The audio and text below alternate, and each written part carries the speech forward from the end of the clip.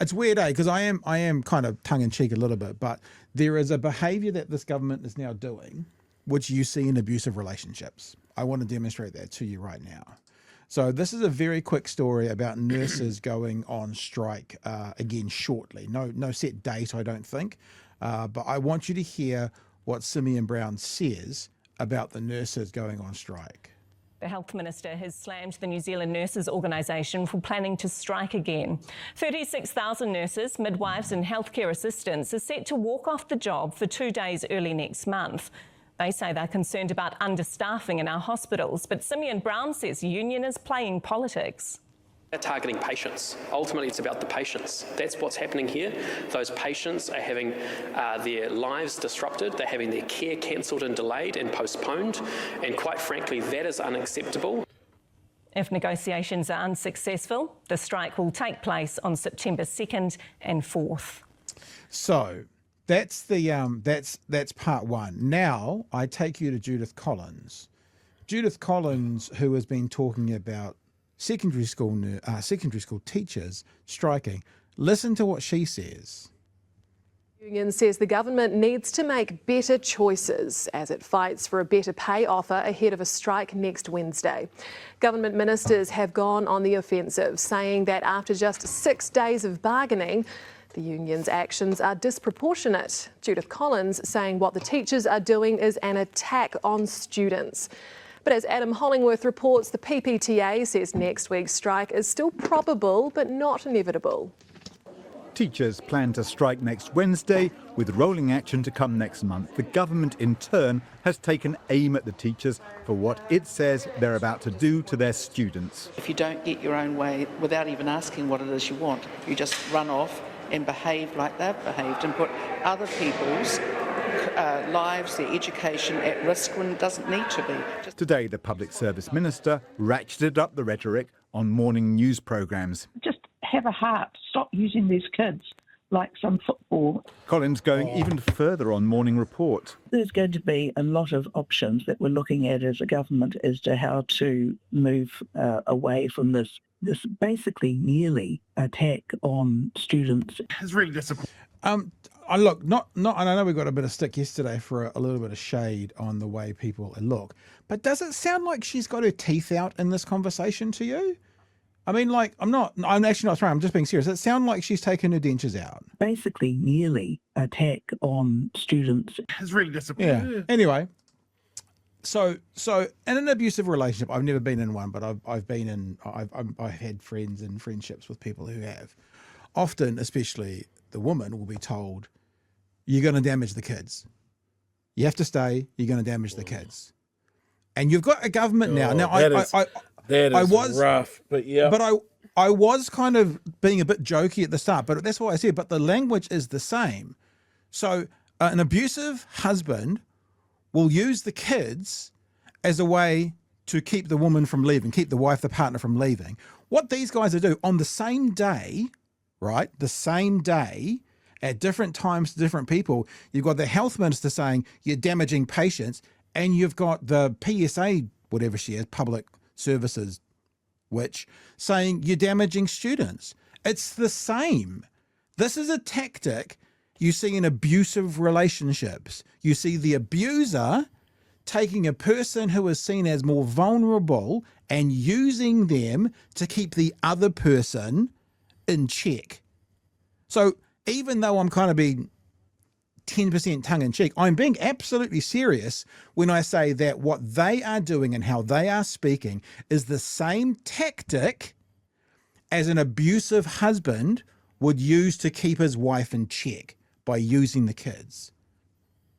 Chewie? Yeah, look, my whole thing with this is, and you've seen it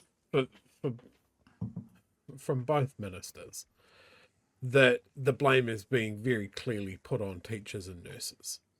Like, they're the ones that started this. They're the ones that are being unreasonable.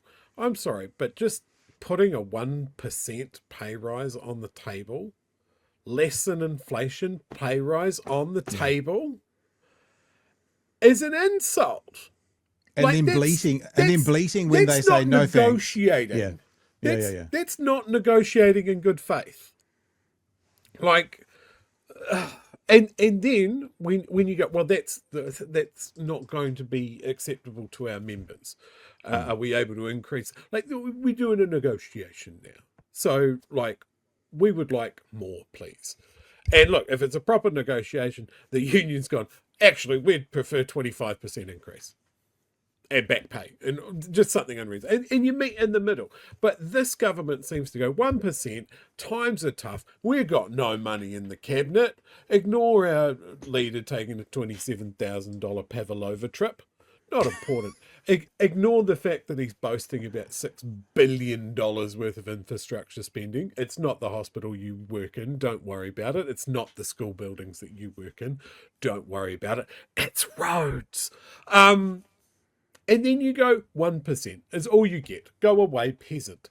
And then if you go, well, the only other tool in our toolbox is strike action. And we know what that means. For nurses, they know what that means. And for Simeon Brown to suggest that they're putting people at risk, people are being put at risk right fucking now.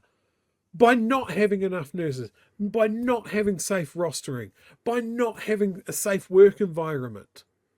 All of those people are being put at risk right now because of the state of our health system.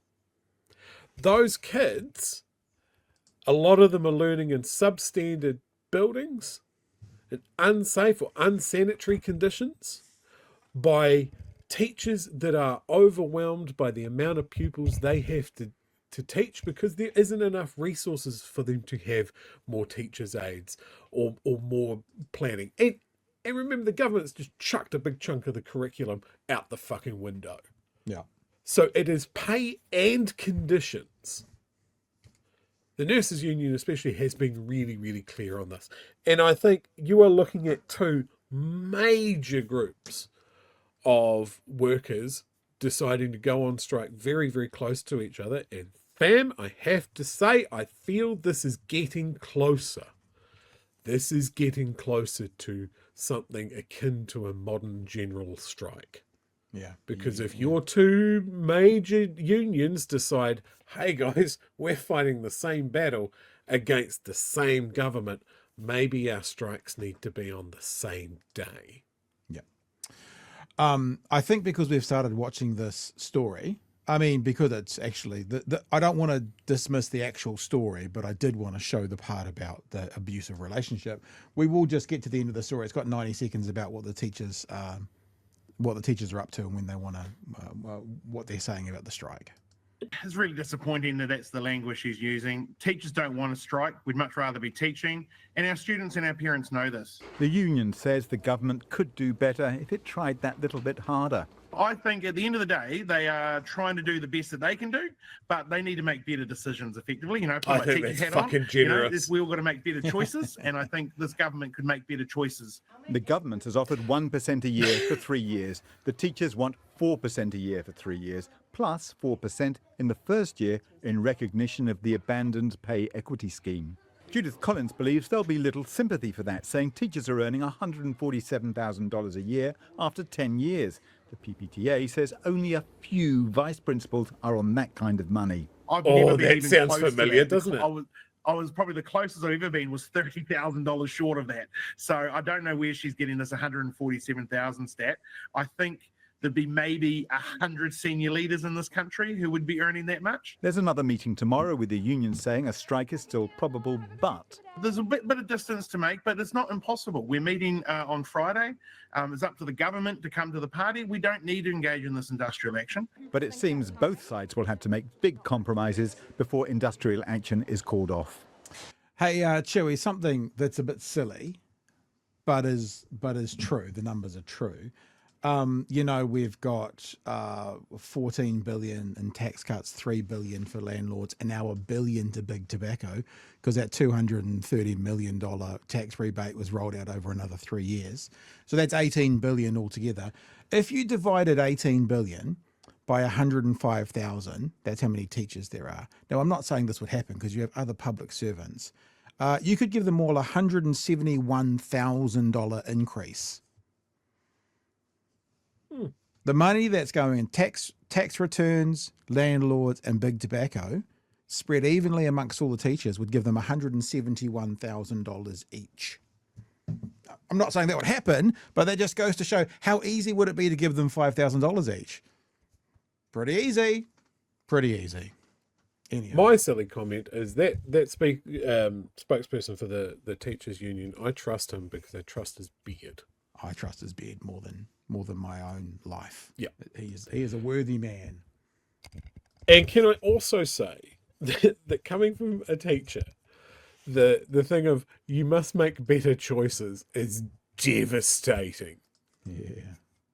Like, can you imagine this kindly teacher just going, now, come on, mate, you're running around lighting fires. You've got to make better choices. Come on, buddy. Yeah. You're making things hard for yourself. Look, this is not going to surprise anyone. I'm going to say it anyway. I will always stand with teachers. I will always stand with nurses. Teachers especially, because some of them will be teaching kids that were like I was when I was a kid, and there's not enough money in the world to deal with little Chewie. There's not enough money in the world. But again, we've seen that tactic, right? Is that they've pulled out a document, they've looked at what the top fucking pay scale is, and they've implied to people that, hey, did you know teachers are earning $147,000? I'm not going to take any questions. Poof, goodbye. So just to come back into what I was saying, you could give every teacher in New Zealand $100 a week increase, $5,000 a year, for about $500 million. $500 million. 18 million given away to those three places. Half a billion. So you could do that 36 times. There you go. But the government has shown what its priorities are. It's to throw money at landlords. It's to throw money at big overseas tobacco companies. It's thrown money getting rid of te reo from everywhere and continuing to do that work. They're currently burning big piles of money here in Dunedin by pausing our hospital build again so they can shuffle the deck chairs. It is crazy. And I have to believe that people are waking up to this. I have to believe that this is a one-term government. It has to happen. You jump on social media at the moment, and I was talking to Pat before we went live. As I said yesterday, I'm interacting with the National Party social media page. The amount of people that are cheerleading National or ACT at the moment, or New Zealand First, or bringing up the fact that Labour are coming to tax everybody, everyone. They're going to take all of your money. They're going to take your house away, all of this sort of stuff. Or they're criticising Ardern or Hipkins for they've never answered any questions ever. They're just hiding everything.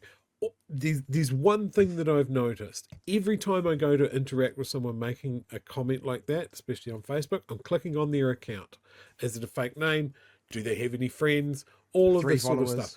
Yeah. The amount of, let's be generous and say, troll accounts that are out there at the moment, cheerleading this stuff. It is a coordinated campaign. Do not waste your time with these people. Put your comment out there, what you think is an authentic person. It sticks out when it's a real person. I had someone trying to get me into, well, what questions has Hipkins answered? I looked at his account, locked. Like John Key's favourite flag as a profile picture, and 8 friends. And I said, no thanks, I'm not wasting my evening on a sock puppet account. Goodbye.